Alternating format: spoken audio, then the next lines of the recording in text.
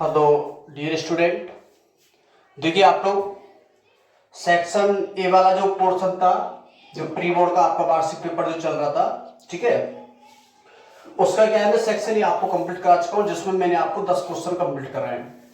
और इस वीडियो में जो हम सेक्शन करने वाले वो सेक्शन बी करना है, यानी कि ये बी वाला सेक्शन करना है, जिसकी प्रश्न संख्या 11 से 15 रहेगी और प्रत्येक जो अंक है वो कितने नंबर का आएगा, 2 नंबर का आएगा। ठीक है, तो इसका जो प्रश्न नंबर 11 है, मैं आपको बता देता हूं कि जो प्रश्न जो 11 आएगा आपके लिए वो वैदिक मैथमेटिक्स से आएगा। घनफल पूछता है, वर्गफल, दंडयोग विधि से, द्वयांक विधि से, एनीबडी कोई भी आपके लिए आता है तो एक क्वेश्चन 2 नंबर का वैदिक मैथमेटिक्स से आपको आना है। ठीक है, तो अब आप लोग देखिए, ये पूछ रहा है निम्न संख्या का घनफल ज्ञात करो। तो घनफल के लिए डायरेक्टली फॉर्मूला है जो मैंने आपको लिखा है, ये फॉर्मूला लिखा हुआ है उपादान विधि के लिए। उपादान का स्क्वायर इंटू संख्या प्लस 2 इंटू विचलन, उपादान इंटू 3 इंटू विचलन का स्क्वायर और विचलन का क्यूब। ये फॉर्मूला आपको डायरेक्टली याद होना चाहिए, जिससे घनफल आप आसानी से निकाल सकते हैं। अब इसमें मैं बता दूं, एक हमें उपादान चाहिए, एक हमें विचलन चाहिए। ठीक है, तो यहां पे देखिए संख्या 305 है ये वाली, तो यहां पे जो उपादान होगा, जैसे आप लोग आधार लेके चलते हैं 100, 10, 100, 1000। ठीक है, तो उपादान आपका 3 से है, तो 3 से में जो उपादान अंक है वो कितना है, 3। उपादान अंक कितना है, 3। ठीक है, और विचलन देखो 3 से ऊपर जो आपकी संख्या जा रही है, जैसे 305। ठीक है, तो यहां पे जो आपका विचलन रहेगा 5 रहेगा, और 5 को मैं ऐसे लिख सकता हूं यहां पे 0.5 या 5 भी कह सकते हैं, कोई प्रकार की दिक्कत नहीं है। ठीक है, ये लीजिए 5 लिख देता हूं मैं। अब देखिए आप लोग, ये विचलन आपका 5 हो रहा है। अब ये जो वैल्यू है, आपको वैल्यू इसमें रखनी है, आपका आंसर आ जाएगा। तो रखें, ये तो प्रथम खंड है, ये मध्य खंड है, आपका तृतीय खंड है। ठीक है, तो लिखें उपादान अंक का स्क्वायर, तो उपादान अंक कितना है, 3, तो 3 का स्क्वायर होगा यहां पे, इंटू संख्या यानी कि 305 प्लस 2 इंटू विचलन, और जो विचलन है वो कितना है आपका 5 है। ठीक है, उपादान 3 इंटू फॉर्मूले में 3, विचलन का स्क्वायर 5 का स्क्वायर, और विचलन का क्यूब 5 का क्यूब। ठीक है, सॉल्व करें, ये कितना आ रहा है, ये तो आ रहा है 9 इंटू 305 और 10 315 स्टेप से आएगा, और ये कितना आ रहा है 3 या 9 इंटू 5 का वर्ग कितना होगा 25, और 5 का जो क्यूब होगा वो कितना होगा 125। तो 9 इंटू 315 करेंगे पहले, तो 9 पंजे 45, 4 9 4 13, और 9 3 27, और 1 2835 आ रहा है। 25 नंबर हो जाएगा 225, और ये हो जाएगा आपका 125। ठीक है, फिर आपको इसका नोट वाला पॉइंट याद होना चाहिए कि जो आधार में जितनी जीरो होती है उतनी ही अंकों को मध्य खंड, प्रथम खंड या तृतीय खंड में रखा जाता है, या मध्य खंड और तृतीय खंड में रखा जाता है। तो जैसे आधार 300 के लिए तो 100 है, और 100 में जो जीरो आ रही, 2 जीरो आ रही है, तो 2 अंक हमें लेना पड़ेगा। ठीक है, तो कैसे लेना पड़ेगा, देखो मैं इसको ऐसे लिख सकता हूं, जैसे ये 2835 है, तो आपको इसके 2 अंक लेने, तो ये 2 तो नीचे रख देता हूं, और बाकी मैं 25 को यहां पे लिख लेता हूं। फिर आपको 1 में नीचे कर लेता हूं, 25 को यहां पे लिख लेता हूं। इसका मतलब ये होगा कि हमें 2 अंक लेना है। अब सॉल्यूशन निकालें, पीछे के 2 अंक किस तरह रखेंगे, 25, जो ये आगे वाला अंक है ये स्टेप से आगे काउंट होगा, तो 1 को 225 में जोड़ा जाएगा, 226 आएगा। तो 226 में पीछे के 2 अंक कितने आ रहे हैं, 26 ही आएगा, और ये जो 2 है वो यहां पे काउंट हो जाएगा। तो 2 और 2835 कितना होगा, 2837 हो जाएगा, और ये आपका क्या होगा, आंसर होगा। ठीक है, तो आप ये फॉर्मूला याद कर लें, और इस फॉर्मूले से आपको घनफल निकाल सकते हैं। अब देखिए इसका क्वेश्चन नंबर 12। अब देखिए जो प्रश्न संख्या 12 है, प्रश्न संख्या 12 यानी कि चैप्टर नंबर 2 से क्वेश्चन आया है, सिद्ध कीजिए कि अंडर रूट 2 एक अपरिमेय संख्या है। ठीक है, तो ये जब अपरिमेय संख्या है तो इसको मैं परिमेय संख्या लेके चलता हूं, तो इसको प्रूफ करने वाला हूं। देखिए मैं किस प्रकार से इसको प्रूफ कर रहा हूं। माना √2 एक परिमेय संख्या है। कौन सी संख्या है? परिमेय। और जब ये आपकी परिमेय संख्या है तो परिमेय संख्या P/Q के रूप में होती है। तो √2 को किसके बराबर लिखा जाएगा? P/Q के बराबर लिखा जाएगा। लेकिन P तथा Q कौन सी संख्या है? सहभाज्य है। कौन सी संख्या है? सहभाज्य। ठीक है, तो P/Q सहभाज्य संख्या है। अच्छा, ये मुझे अंडर यहां से हटाना है, तो इसको हटाने के लिए वर्क करना पड़ेगा। दोनों ओर वर्ग करने पर, तो √2 का वर्ग करेंगे तो 2 आएगा, और इसका क्या होगा? P²/Q²। ठीक है, अब इसका आप लोग बचगुणा कीजिए, तो यहां पे आएगा 2Q² = P² या Q² = P²/2। तो मैंने जब ये चैप्टर YouTube पे आपकी वीडियो में कंप्लीट कराया था, चैप्टर नंबर 2, तो ये पूरे फॉर्मेट से बताया था। देसी इलाज के पॉइंट भी आपको बहुत सारे लिखाए थे। एक बार मैं पुनः आपको रिपीट करा देता हूं। जिसमें भाग जाता है उसी के बराबर संख्या मानते हैं। ठीक है, और एक मैंने आपको कथन लिखाया था, यदि किसी संख्या का भाग किसी संख्या के वर्ग में जाता है तो उस संख्या का भाग उस संख्या में भी चला जाएगा। ठीक है, तो यहां पे 2 का भाग P² में जाता है, अतः 2 का भाग P में भी चला जाएगा। तो यहां पे मैं लिख देता हूं, यहां 2 का भाग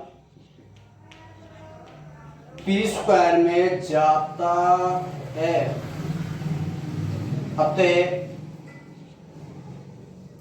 अतः 2 का भाग P में भी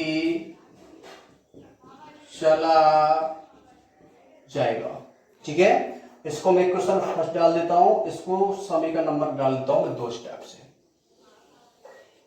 अब देखिए आप लोग, अब उसमें एक पॉइंट मैंने और लिखाया था कि जिसमें भाग जाता है उसके बराबर संख्या मानते हैं। तो यहां पे जो भाग जा रहा है वो किस में जा रहा है? P में जा रहा है। तो P के बराबर यहां पे हम कुछ संख्या मान लेते। देखिए किस टाइप से मानेंगे, तो P बराबर, देखो यहां पे कोई भी चर राशि लेके चलता हूं, जैसे मैं x लेके चलता हूं, लेकिन यहां पे आप लोग जो संख्या मानेंगे वो किस टाइप से मानेंगे? जो √2 वाला क्वेश्चन है, तो यहां पे मैं 2 लूंगा। अगर ये 3 वाला होता तो 3 लेता, 5 वाला होता तो 5 लेता। तो P बराबर 2x लेने पर, ठीक है, P बराबर 2x लेंगे और वैल्यू आपको समीकरण 1 में रखनी है। तो मैं ऐसे लिख देता हूं, P बराबर 2x समीकरण 1 में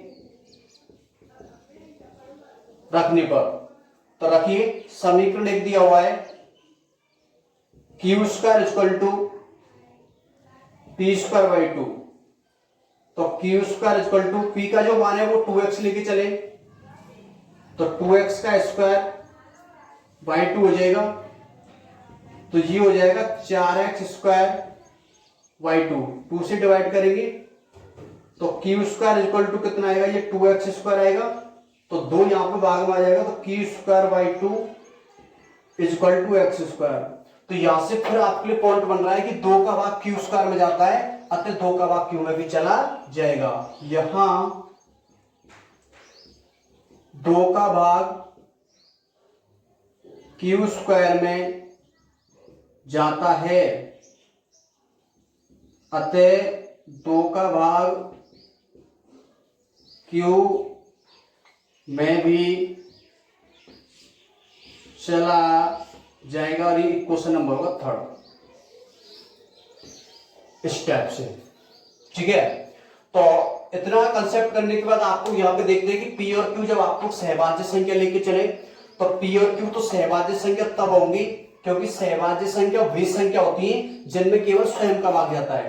तो P और Q अगर सहभाज्य संख्या होंगी तो P और Q में केवल P और Q का ही भाग जाना चाहिए, लेकिन हम देख रहे हैं कि P में यहां 2 का भाग जा रहा है और Q में भी 2 का भाग जा रहा है, अतः हमारी जो परिकल्पना है वो क्या है? गलत है। अतः अंडर रूट एक परिमेय संख्या नहीं है, अतः अंडर रूट एक अपरिमेय संख्या है। तो यहां पे लिख दूंगा समीकरण 2 बार 3 से हमारी परिकल्पना गलत है, अतः अंडर रूट 2 एक परिमेय संख्या नहीं है, अतः अंडर रूट 2 एक अपरिमेय संख्या है, और ये आपका क्या हो जाएगा आंसर। ठीक है, अगर बाय द वे मान लीजिए आपके लिए क्वेश्चन यहाँ पे 3 वाला आता है, तो जो भी आपको 2 दिख रहा है उसकी जगह 3 करना है, 5 वाला आता है तो सब की जगह 5 करना है, और 7 वाला आता है तो आपको क्या करना है 7 करना है। तो इस प्रकार से कर सकते हैं। अब देखिए आप लोग क्वेश्चन नंबर 13, ठीक है। अब देखिए प्रश्न संख्या 13, एक घड़ी के घंटे की सुई 6 सेमी लंबी है, 90 मिनट में इस सुई द्वारा बनाए गए त्रिज्यखंड का क्षेत्रफल। तो आपको त्रिज्यखंड का क्षेत्रफल निकालना है, तो सबसे पहले आपको ये देखना पड़ेगा थीटा का मान क्या आ रहा है। अब देखिए इसको सॉल्व करें। घंटे की सुई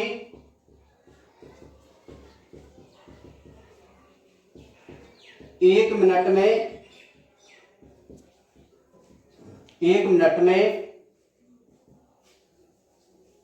कोण बनाती है 1/2 डिग्री, आधा डिग्री। 90 मिनट में बनाएगी,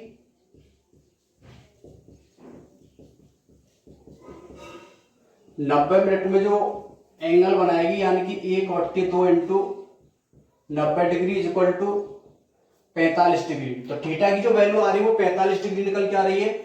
और मैं आपको बता दूं कि जो इस टाइप की जो आपकी ये घड़ी होती है वृत्ताकार टाइप की होती है, ठीक है। यहां पे जैसे आपकी ये सुई है ये वाली, और इसकी जो लंबाई है वो 6 सेमी है। तो मैं आपको बता दूं जो हमारी जस्ट ये सुई होती है वो इस प्रकार से बिल्कुल, तो यहाँ पर ये किसी घड़ी में या वृत्त में त्रिज्या का काम करती है। किसका काम करती है? त्रिज्या का। और मान लीजिए ये 45 मिनट चलती है, यहां से चल के धीरे धीरे कहां पे आ जाती है, यहां पे आ जाती है इस टाइप से, ठीक है। तो इसके द्वारा बनाएगा ये जो त्रिज्य खंड है, हमें इसका क्या चाहिए? क्षेत्रफल। तो सबसे पहले ये थीटा, तो ये आपका त्रिज्य खंड हो रहा है तो इसका हमें एरिया चाहिए, ठीक है। तो अतः आर का मान तो 6 सेमी दिया हुआ है, थीटा इज इक्वल टू कितना दिया हुआ है? 45 डिग्री। तो यहाँ पर त्रिज्य खंड का क्षेत्रफल निकाल दें आप लोग। त्रिज्य खंड का क्षेत्रफल इक्वल टू थीटा बट्टे 360 into pi r square. Theta की वैल्यू क्या आ रही है? 45 डिग्री आ रही है, ठीक है। अपॉन कितना होगा? 360। पाई का मान क्या होता है? 22/7 आर स्क्वायर यानी कि 6 इंटू 6। अब इसे आप लोग सॉल्व कर लें। इसको 9 से काटता हूं, 9 पंजे 45 और 9 चौका 36। 5 से काटेंगे तो कितनी बार कटेगा? ये 8 बार। इसको 2 से काटेंगे तो ये 4 बार जाएगा, 2 से काटूंगा 11 बार, फिर इसको 2 से काटूंगा 2 बार, और 2 से कटेगा 3 बार, और 2 से कटेगा ये आपका 3 बार। तो यहाँ पे जो रिजल्ट आपका आने वाला है वो कितना बच रहा है? 11 इंटू 3 इंटू 3 अपॉन 7। 11 तिया 33, 33 इंटू 3 होगा 99/7। सॉल्व करें, 7 का भाग दे, 7 एकम 7, ठीक है। 2 और 29 हो जाएगा, तो 7 चुका 28, 1 बचेगा। पॉइंट लगा के 0 बढ़ाएंगे 10, तो 7 एकम 7 हो जाएगा।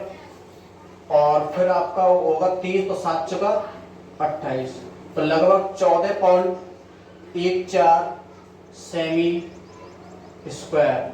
और ये आपका क्या होगा? आंसर। यानी कि इस जो त्रिज्य खंड का जो क्षेत्रफल निकल के आ रहा है वो 14.14 सेमी स्क्वायर निकल के आ रहा है, ठीक है। अब आप लोग देखिए प्रश्न संख्या 14। अब देखिए आप लोग इसका प्रश्न नंबर 14। एक संदूक की माप 3 metre into 2 metre into 1.8 metre है। बाहर की ओर सभी फलकों पर 12 रुपये प्रति वर्ग मीटर की दर से वार्निश कराने का आपको क्या निकालना है? व्यय निकालना है। व्यय का मतलब आपको यहाँ पे टोटली यहाँ पे आपको खर्चा निकालना है, ठीक है। अब देखिए खर्चा आप किस प्रकार निकालेंगे, मैं आपको बता देता हूं कि ये जो संदूक है ना, संदूक ये एक प्रकार से घनाभ का काम कर रही है। तो आपको सबसे पहले इस पे वार्निश का मतलब होता है पॉलिश। अगर चारों ओर किसी संदूक पे पॉलिश करनी है तो उसका सभी का पहले आपको चाहिए एरिया यानी कि क्षेत्रफल। तो हमें सबसे पहले संदूक का क्षेत्रफल निकालना है, और संदूक का क्षेत्रफल निकालने का मतलब है आपको घनाभ का क्या निकालना है, क्षेत्रफल, ठीक है। तो यहां पे देखिए संदूक के लिए क्या क्या दिया हुआ है, ये एल होता है, ये बी होता है, ये एच होता है। यानी कि लंबाई तो है 3 मीटर, चौड़ाई आपकी कितनी है 2 मीटर, ऊंचाई आपकी है 1.8 मीटर। अतः संदूक का क्षेत्रफल, तो घनाभ का क्षेत्र होता है 2LV plus BH plus HL, ठीक है। इसे सॉल्व करें आप लोग, 2 लंबाई कितनी है 3 इंटू बी कितना है 2 प्लस 2 इंटू चौड़ाई आपकी 1.8 प्लस 1.8 इंटू कितना होगा 3। आगे सॉल्व कीजिए आप लोग, तो ये तो हो जाएगा 6, 18 गुना 36, 3.6, 18 तिया 54, 5.4 स्टेप्स होगा। अगले स्टेप में इसको मैं करूंगा 2 इंटू, तो 3.6 और 5.4, तो 5 और 3 8 और ये 9 और 6 कितना होगा 15। तो इक्वल टू कितना आ रहा है, ये 30 मीटर स्क्वायर आ रहा है। इसका जो टोटल क्षेत्रफल निकल के आ रहा है संदूक का वो कितना आ रहा है 30 मीटर स्क्वायर। अब इसका व्यय देख लें आप लोग, 1 मीटर स्क्वायर पर जो व्यय है वो कितना है 12 रुपये। तो 30 मीटर स्क्वायर पर जो व्यय अपना आएगा वो कितना होगा 30 इंटू 12, ठीक है।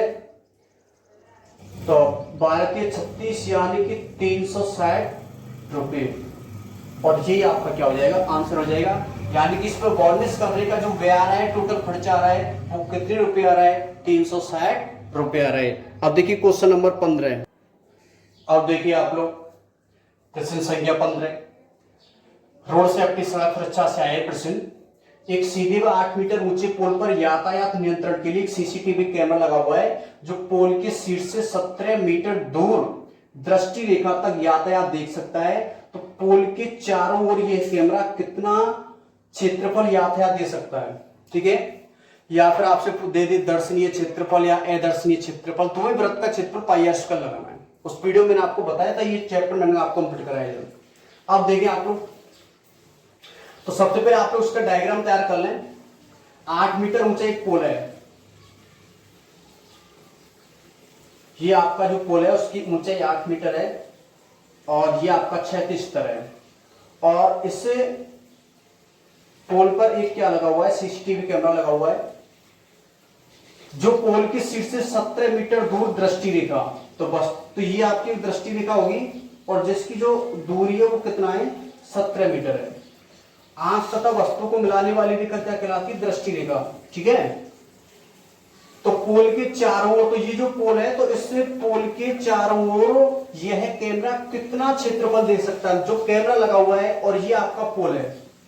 तो जो कैमरा मैं आपको बता देता हूं, जो कैमरा की जो आकृति होती है, जैसे आप लोग मोबाइल फोन बिल्कुल सर्कलाकार होती है, जो कैमरा आप लोग देखते हैं तो कैमरा बिल्कुल एक सर्कल टाइप में होता है। तो कहने का मतलब है कैमरा जब इस टाइप से लगा हुआ है तो नीचे अगर वो एरिया देखता है तो बिल्कुल सर्कल एरिया देखता है, ठीक है। जैसे ये आपका एक शीर्ष दिया हुआ है और इस शीर्ष पर कैमरा लगा हुआ है तो ये बिल्कुल एक सर्कल आकृति में यातायात को दिखाई देता है। तो यहां पर जब कैमरा लगा होगा तो ये इसका बिल्कुल सेंटर यानी कि मुख्य बिंदु होगा, केंद्र होगा। तो इसके चारों ओर वाला जो क्षेत्रफल देखा जाएगा इस टाइप से देखा जाएगा। देखिए तो यहां पे ये कैमरा है, इससे पोल के चारों ओर इस प्रकार से देख सकता है, ठीक है। और इसका क्षेत्रफल निकालने के लिए हमें ये मान चाहिए और ये इस वृत्त के लिए किसका काम कर रहा है त्रिज्या का। तो ये ए होगा, ये बी और ये सी। तो इसको सॉल्व जब मैं करूंगा तो सबसे पहले लिखूंगा त्रिभुज एबीसी में पाइथागोरस प्रमेय, पाइथागोरस प्रमेय यानी कर्ण का वर्ग ए स्क्वायर प्लस एल स्क्वायर। तो कर्ण कितना है 17 का वर्ग से, ये आधार अपना कौन सा है वो बीसी है यानी कि बीसी का स्क्वायर, और जो लंब है वो कितना है 8 का वर्ग। 17 का वर्ग कितना होता है 289 और 8 का वर्ग कितना होता है 64। तो 64 को इधर लाइए, माइनस का 64 इक्वल टू कितना होगा बीसी स्क्वायर। 289 माइनस 64 ये कितना होगा 225 इक्वल टू बीसी स्क्वायर। और वर्ग को हटाने के लिए अंडर रूट जब आपको लगाएंगे तो 225 का अंडर रूट कितना होता है 15 होता है। तो यहां पे क्या आ रहा है 15 इक्वल टू बीसी। ठीक है, जो बीसी का मान आ रहा है वो अपनी जो भुजा आ रही है वो कितनी मीटर निकल के आ रही है 15 मीटर निकल के आ रही है।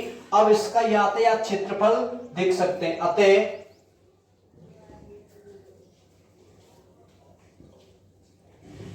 वृत्त का क्षेत्रफल इक्वल टू क्या होता है पाई आर स्क्वायर। पाई का मान 3.14 इंटू आर स्क्वायर 15 इंटू 15, तो 3.14 इंटू 225, इसका गुणा कर दे 3.14 225, तो इसका कर लेना आप लोग 700 या 706.5 ही आएगा, 706.5। आप लोग इसका गुणा और कर लेना। ठीक है, 7 से 6.5 मीटर स्क्वायर, और यही आपका क्या होगा आंसर। ठीक है, तो ये क्वेश्चन 11 से 15 तक जो सेक्शन आपका बी है 2-2 अंक के जो क्वेश्चन आएंगे वो इन चैप्टरों से आने वाले हैं, ये फिक्स है। बिल्कुल प्री बोर्ड टाइप में आपको ये चीज करा रहा हूँ, सारी क्वेश्चन भी इंपॉर्टेंट करा रहा हूँ इसके अंतर्गत। तो आप लोग ऐसे प्रकार के क्वेश्चन की तैयारी साथ साथ करते चलें, तो सेक्शन बी आपका यहाँ पे कंप्लीट हो जाता है। और नेक्स्ट वीडियो में जो मैं आपको लेके आने वाला हूँ वो कौन सा सेक्शन लेके आ रहा हूँ, सी सेक्शन लेके आ रहा हूँ। एक विशेष बात, आप लोग इस बात को ध्यान दें कि जैसे मैंने सेक्शन ये कराया तो 1 से 10 तक जो क्वेश्चन कराए ना, तो 1 से 10 तक के क्वेश्चन जो मैंने कराए जिन चैप्टरों से कराए उन चैप्टरों से 1-1 नंबर के क्वेश्चन की तैयारी करें। फिर सेक्शन बी से मैं 2-2 क्वेश्चन करा रहा हूं, जिन चैप्टरों से 2-2 का आया वहां से 2-2 की तैयारी करें और उसी प्रकार के क्वेश्चन आप लोग करें। फिर 3 के लिए, फिर 6 के लिए। ठीक है,